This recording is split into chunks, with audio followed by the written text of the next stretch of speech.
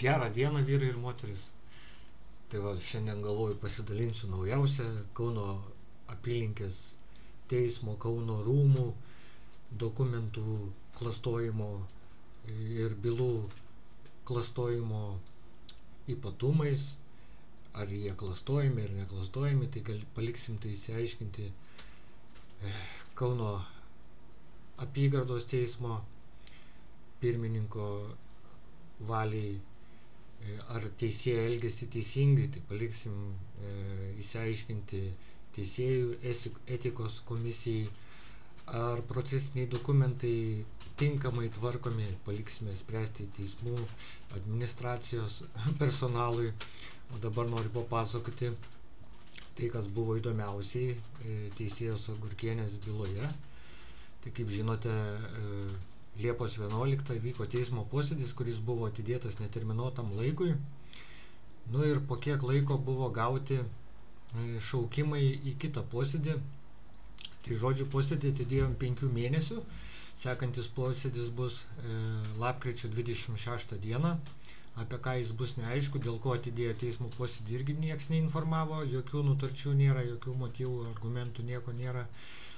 Ir galiausiai kadangi bylos nenutraukė, tai mes pradėjom gilintis, kame šaknis, nes nebuvo jokio pagrindo ją tęsti, nebuvo jokio pagrindo ją priimti, nebuvo jokio pagrindo išvis nieko. Atmesti ieškinį ir viskas, trumpai ir aiškiai. Bet atsitiko toks dalykas, kad, kaip sakyt, jų veiksmai privertė gilintis į situaciją, gal ten kažko mes nežinom, nes nieko mumis niekaip niekas neinformavo. Mes teismą informavom, kad nesinaudojam jokiom elektroniniam paslaugom, nes nepasikliaujam ir kad visus dokumentus įtikinėtų fiziškai. Ir žodžiu, žmona gavo laišką, jame buvo sudėtos iš viso aplamai bendrai, tai yra 5 nutartis. 5 nutartis fiziniu būdu įteiktos ir pagal dokumentų rengimo taisyklės teismo, kai yra elektroninė byla, bet šalis yra, kuri nesinaudoja elektroniniam paslaugom, tai yra užvedama fizinė byla. Tai reiškia, kad ten saugomi visi fiziniu būdu įteikti procesiniai dokumentai, siųsti kopijos ir visa kita. Taip pat ten yra saugomi mūsų pateikti visi raštai, visi dokumentai. Ir ką jūs įsivaizduojat? Nuvykstu susipažinti su byla, nuėjau pats, kad man fiziškai įteiktų tuos visus dokumentus, tos visas vadinamas nutartis, nes žmona įteiktos visos nutartis neturėjo nei vieno galiojančio parašo. Ta prasme, po nutarties tekstu nebuvo niekaip pasirašyta, bet tvirtinama, kad kopija tikra. Tai jeigu tvirtinama teksto kopija, aš sutinku, kad tekstas yra kaip kopija labai gerai, dar teisėja parašo, pasirašo ir prie parašo nėra datos. Tai kada ten patvirtino, irgi neaišku. Žodžiu, nuvykus į teismo, Kauno apylinkės teismo dokumentų susipažinimo, bylų susipažinimo skyrių, paprašiau pateikti bylą. Tai žinokit, buvo labai įdomi situacija ir toj byloj yra, toj parodysiu, žodžiu, yra toksai, kaip čia pasakyt, dokumentų pavadinimai ir bylos dokumentų apyrašas. Ir čia šitam apyraše aš tikėjausi surasti pasirašytas teisėjų ar teismo laikinai einančias pavaduotojo pirmininko tas nutartis pasirašytas. Pasirašytas ne kopijas, bet originalą, nes jeigu, tai ta prasme, jeigu priimama nutartis, tai ją privalo pasirašyti teisėjas. Jeigu teisėjas jos nepasirašo, jinai neturi jokios juridinės galios. Bet galima nutarties tekstą paruošti, jį atspausdinti ir uždėti štampą kopija tikra.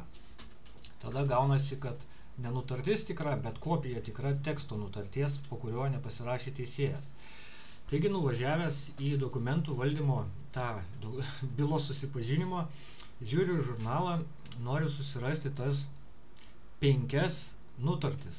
Žiūriu žurnalą ir čia žiūriu, yra nutartis ir jos priedas 106 ir 108 puslapis. Viena nutartis ir kita nutartis 116, 118. Taigi, pasižiūrėjus tas bylas, ten buvo nei vieno teisėjo, ten nebuvo Vidos Agurkienės nutarties, pavyzdžiui, dėl paskelbimo teismo posėdį uždarų nebuvo. Paskui čia buvo tik tai, kad laikinai einančios pirmininkės, teismo pirmininkas pareigas, tenai pavaduotojos nutartis, kad jinai atsisako nušalinti teisėją, bet irgi be parašo, ta prasme. Tai va, tai pasižiūrėjau šitas 2 nutartis ir neradau kitų nutarčių. Kitų nėra, nors jos privalo ten būti, nes visi fiziškai teikiami dokumentai yra saugomi būtent šitoj kaip įrodymas. Tada aš pradedu ieškoti savo pateiktų ir žmonos vardu pateiktų dokumentų. Byloje jų irgi nėra.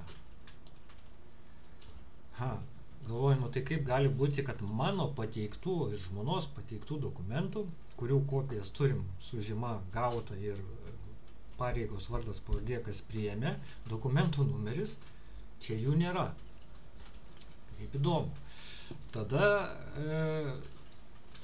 pasiemu dar gautus 2 laiškus į tuos dokumentus, kurių čia nėra, ir toks įdomus dokumentų neklastojimas. Čia aišku, čia neklastojimas, čia šiaip antrą kartą bando tą pačią, tokių pačių principų padaryti kažkokias bylas. Tai atkreipkite dėmesį, dabar pateikiu ekskliuzyvinį įdomų teisėjų, kaip ten sakė, aš kai klausiau, kas atsakingas už šitą bylos vedimą, tai sakė teisėjas ir komanda.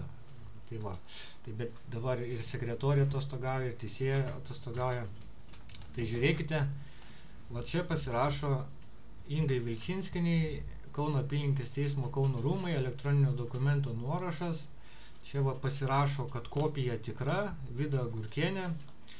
Ir bylos numeris. Bylos numeris, čia yra bylos numeris, bet ne dokumento numeris.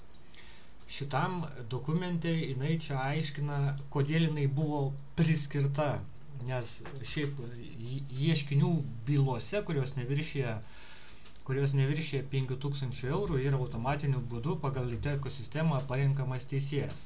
Tai mes pareiškiam paaiškinti, kaip jinai kokiu pagrindu buvo priskirta.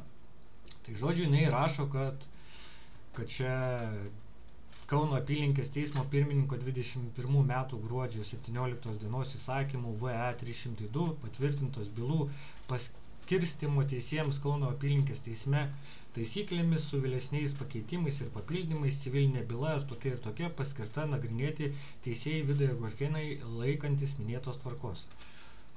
Tai va, tai byloj turėtų būti tas paskirimas, gal yra elektroninis, mes nematėm, dar nesusipažinom nei su priedais, dar iki šios dienos nesame gavę bylos priedų. Tai dabar užsisakėme pilnos apimties elektroninę bylą, kad atspausdintų, nes neturim galimybės pasižiūrėti bylos. Ta prasme, neturim pasižiūrėti bylos, bet jie sako, kad jūs jau viską gavot, ir priedus gavot, ir viską gavot, bet mes nieko negavom.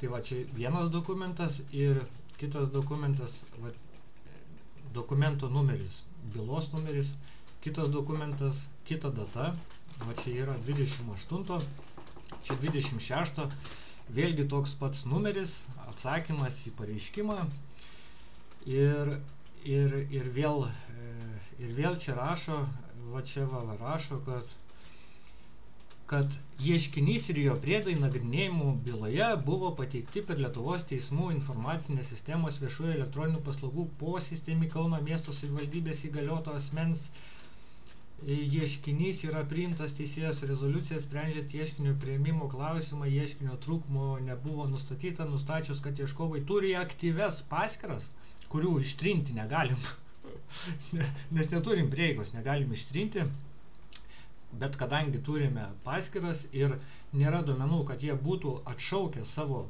sutikimą gauti procesinius dokumentus elektroniniu ryšiu priemonėmis, nagrinėjama byloje procesiniai dokumentai, ieškinio kopija su priedais ir pranešimas dėl atsiliepimo į pareikštą ieškinį pateikimo atsakovams Ingai Vilčinskienei ir Mindaugui Vilčinskui buvo išsiųsti 24 tralelę ir laikomi jie įteiktais kitą dieną. Aš paklausiau, kada esu prisijungęs, tai man sakė, aš esu prisijungęs 2013 metais ir vat vis tiek sako, kad čia yra įteikti bylos priedai. Mes teisme dabar laukiu dar žodinio proceso garso įrašo, ten irgi įdomiai nuėjau, parašiau, sakė, jo, gali, eik susimokėti, sakau, duokit kur, už ką susimokėti, tai sakė, tu ką durnas, čia niekam neduodam už ką susimokėti, yra sąskaita, su tušinuku skaičius parašė, eik ir mokėk. Nu, nesvarbu, žodžiu, tenai aš teismo procese paklausiau pas teisėją, kada buvo įteikti priedai, jis sakė, man viskas atsakyta šitam atsakymė. Pateikti priedai, pateikti atsakymė. Tai atsakymė pateikti priedai, kad jie pristatyti per EPP, prie kurios nebuvau prisijungęs nuo 2013 metų, bet nu, va, tai priedai yra įteikti. Ir žodžiu, va šitų dokumentų irgi nėra toj byloj. Nėra šitų dokumentų. Nėra dar mūsų raštų į šitus dokumentus. Paskui civilinė byla, vat, ieškovai Kauno miesto savivaldybės administracijas, šitai parašyta, O pačiam ieškinį parašyta Kauno miesto savivaldybė, įmonės kodas, kuris neegzistuoja, irgi parašėm dėl šito paaiškinti, pateikti. Nėra, mūsų šitų raštų byloj dingo, ta prasme, jų tiesiog nėra. O kai nuėjau pasiimti bylą, kad man įteiktų tas procesinius dokumentus fiziškai, tai buvo man pasiūlyti va tokie dokumentai, kurie irgi niekaip nepasirašyti. Ta prasme, jeigu kad ir teisėja pasirašo ten, be to, kad informuota teisėja, kad mes nepasiklaujame elektroninę paslaugą, jai tai pateikėm praeitų metų gruodžio 27 dieną, dokumentus jinai turi, byloje yra jie įsekti, jinai tai žinodama, parašo, kad nieko neparašo, bet įteikia, bando įteikti, va čia va, galit pažiūrėti. Taigi atvykus pasiimti dokumentų, pateikti nutarties tekstai, bet teisėjo parašo. Yra juridiškai neturintis galios, taip pat visi kiti dokumentai, bet teisėjo parašo. Tai nėra nei vieno parašo, jos neturi jokios juridinės galios. Taip. Galiu pakalbinti? Žinoma. Čia jūsų? Taip, mano. Bet aš jūsų nesulaukiu. Tai va, aš atėjau, dar šiandien ateisiu bylą pažiūrėti. Jo. Gerai. Tai va, tai šitos nutartys yra. Tai va, žodžiu, tokie dalykai vyksta ir dabar, kadangi mes negalime sulaukti nei konkrečių atsakymų, nieko, tai pateikėm papildomus raštus, kuriais reikalaujame paaiškinti, kodėl mes nebuvom informuoti, dėl ko buvo atidėtas teismo posėdis.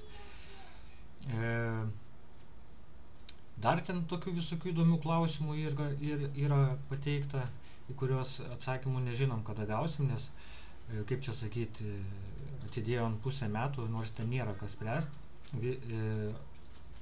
Ieškovas, tai ten savivaldybės atstovai nepateikė, mes nematėm nei įgaliojimų, nei jokių priedų, bet viskas eina.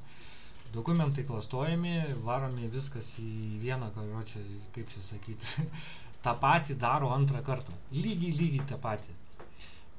Vaikų teisių, ten tie išvada ten tokia, kad tipo sakė, kad turi kur gyventi, jeigu išmes, tai krizių centras nėra pagrindo manyti apie krizių centrą.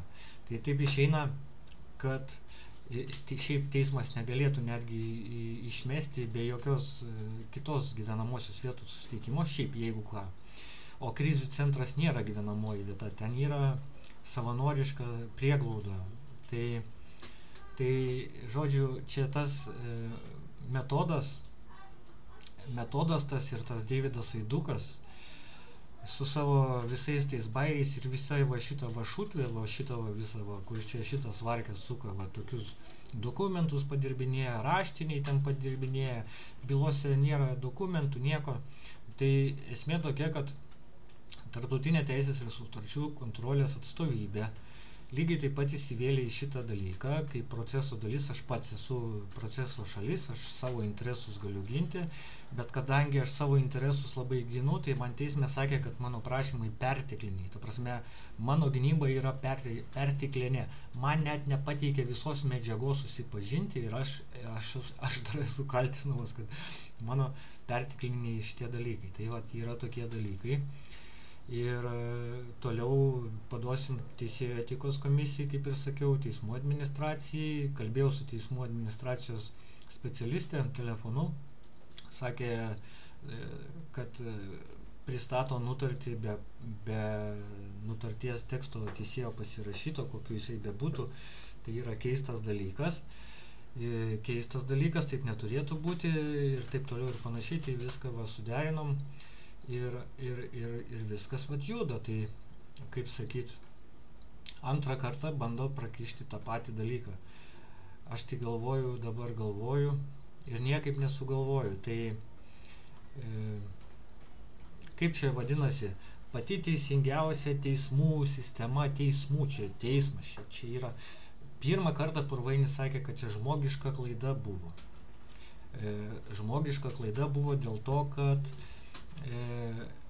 teisėja priėmė sprendimą neteisingai, čia žmogiška klaida buvo. Paskui antra žmogiška klaida buvo, kad teisėja priėmė sprendimą byloje ir blogai užrašė bylos numerį ir dar nepasirašė nutarties ir kad paskui ta byla iš vis neegzistuoja ir kad paskui kitas bylos numeris ir čia buvo irgi klaida ir per klaidą viskas klaida, čia žmogiška klaida.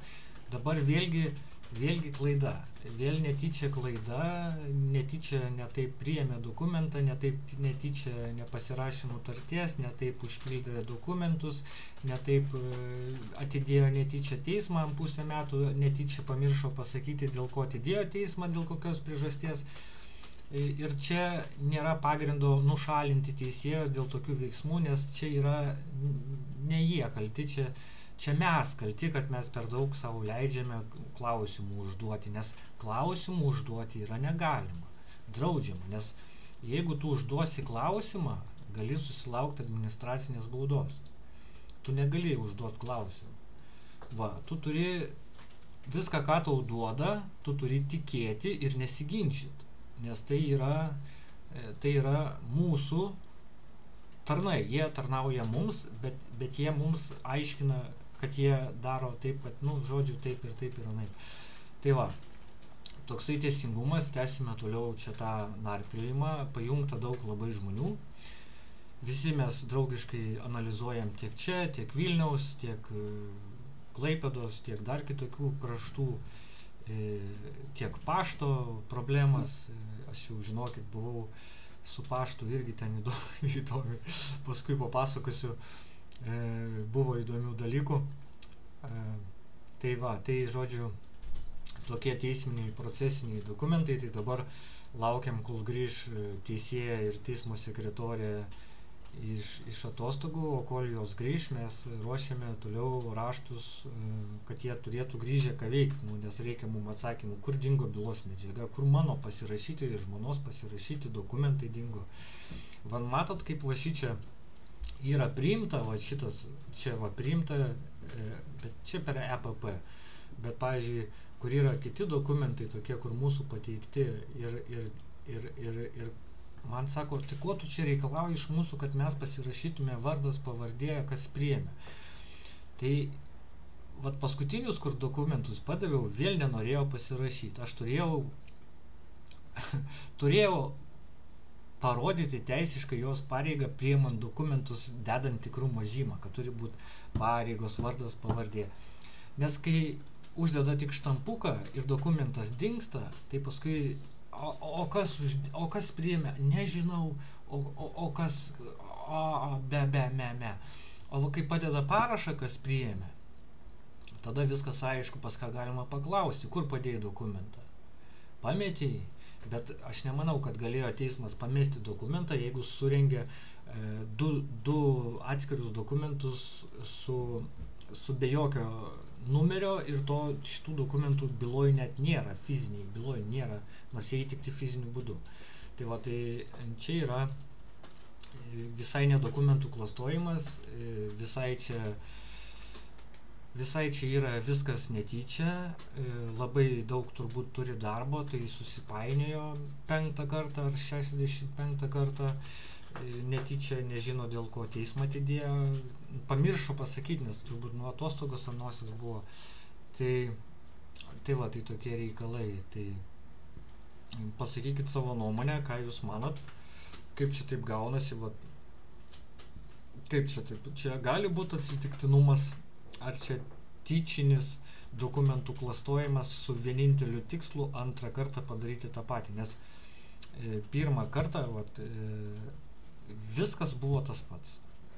Viskas iki vieno tas pats ir pakinkytos vaikų teisės ir tie visi dalykai, kad čia ėjo, rašė flekus, ėjo į teismą, pridavė, uždarė, atimė, persekiojo, į kalėjimus uždarė, į vaikų tos pastogės uždarė, tikėjosi atimti teisės visam laikui, vaikus išeksportuot, parduot, mūsų karočią apibaudot, dar išlaikymą priteist. Ir gavosi, kad dabar gavosi taip, kad šitas visas apsisuko prieš juos pačius ir dabar jiems reikės už viską atsakinėti, bet tai ta grandinė visa juos kur mazina, policijos pareiškimą atmetė, nesigilino, prokuratūra atmetė, dabar perduota iki teisminio teismo tyrėjai, vėl pažiūrėsim, kas bus, paskui eisim į kitą, patikrinsim visą grandį, ta prasme, nes kiekvienas dokumentas yra pasirašomas, priimamas sprendimas, pasirašymas ir taip toliau ir panašiai. Tai va, žiūrėsim kaip čia yra, o dėl dar yra kitų dalykų, bet apie kitus dalykus atskirai papasakosiu, konkrečiai atskirai, nes ten yra labai stipri ir gera tema. Tai liečia visus Lietuvos lietuvius konkrečiai, dėl visų šitų nesąmoningų įstatymų, tokių bispridėlų, tokių nesąmonių. Tai laukite kito video ir tiek. O šitą visą procedūrą aš privalau viešinti, nes aš jaučiu širdim, kaip jie bijo šitų dalykų, kad aš padarysiu, nes man nuėjus teisme, jie pradeda man verkti, kad aš viešinu. Tai sakau, ko tu bijai, kad aš viešinu? Tu filmuoji, viską filmuoji, visi įrašai, kiekvienas pokalbis, kiekvienas viskas yra įrašyta, nufilmuota, užprotokoluota, dabar netgi pateikiu informacinį pranešimą, kad yra garso vaizdo įrašas daromas iš karto įspėju, kad taip yra ir taip yra ir taip bus ir kitaip nebus. Ir čia man sakė, tu čia nepadarysi, čia nepadės, nepagelbės. Kai nedarysi, tai ir nepadarysi, bet kaip sakyti, tvarka turi būti, ne? Čia bispridėlčiai visokie tokie. Ir tokie reikalai, tai tikslas panaikinti, išnaikinti tas vaikų teisės, patraukti visus baudžiamojon atsakomybėm už visus tos padarytus nusikaltimus, kiek čia yra ir gerai bus. Pradėsim nuo savęs, žiūrėsim, kaip čia bus ir lauksim toliau žinių. Tai tokie įvykiai iš Kauno apylinkės teismo Kauno rūmų ir tiek žinių. Dėkui visiems, kas palaikot. Aišku, jau senai čia kažkada kažką palaikė, bet vis tiek dėkui, dalinuosi, nes reikia.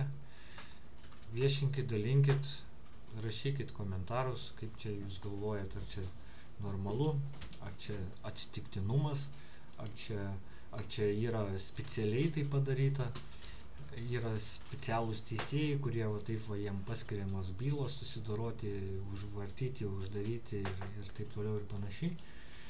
Jeigu turite kažkas, mačiau, tokių panašių visokių problemų, kreipkitės, kiek galėsiu padėsiu, visiems, kas kreipiasi, padedu.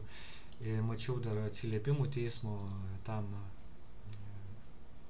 žurnale, taigi mačiau paminėta ten tokių vaikų teisių, ten vėl buvo atėmę vaikus, į pastogę uždarė kažką, ten vėlgi tie teisėjai, darbuotojai, žodžiu, tas pats aparatas, tie patys teisėjai, tie patys vaikų teisės specialistai, viskas tas pats, ten yra kaip tokia atskira grupė, kuri va, dirba su žmogiškai suklysta dažnai, netyčia priima neteisingą sprendimą, netyčia pasirašo, bet nepasirašo, bet pasirašo, kad nepasirašo ir ten taip viskas yra. Sako, pasitikėjimas, pasitikėti reikia pasitikėti, nes, va jeigu aš nepasitikiu, tai ką man dabar daryti? Vis tiek pasitikėti. Jeigu daro va tokius dalykus, irgi reikia pasitikėti. Negalima tai daryti. Ir jie žino, kad pas mane šitie bairiai nepralys, bet jie vis tiek, arba jie nežinojo, nes jie sakė, kad manęs nepažįsta. Per teismo posėdį, nes neturėjau asmens tapatybės kortelės ar ten paso per teismą pateikti, tai pateikiau tik tai žmogaus tapatybę patvirtinantį dokumentą, tai sakė, kad nežino. Tai va, tai tokie va reikalai ir viskas yra.